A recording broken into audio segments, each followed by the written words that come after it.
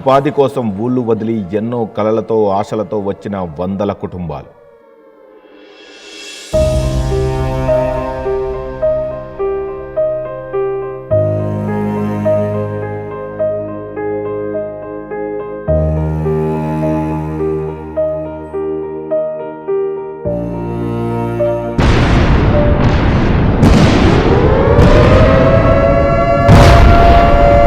ఘటనతో వారి జీవితాలు చిన్నాభిన్నమైపోయాయి.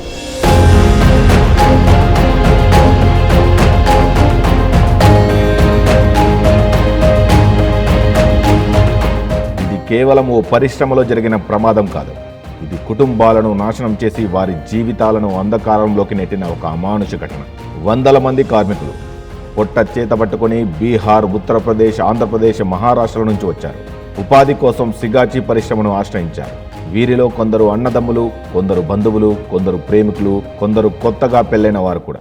జూలై 1, 2025 సోమవారం ఉదయం ఒక్క క్షణం, ఒక్క పేలుడు, మంటలు, పొగలు, అరుపులు, ఆర్తనాదాలు. కార్మికులు, అధికారులు అందరూ ఆ మంటల్లో కాలి బూడిదయ్యారు. కొందరు అక్కడికక్కడే ప్రాణాలు కోల్పోయారు. మరికొందరి ఆచూకీ ఇప్పటికీ తెలియకుండా పోయింది.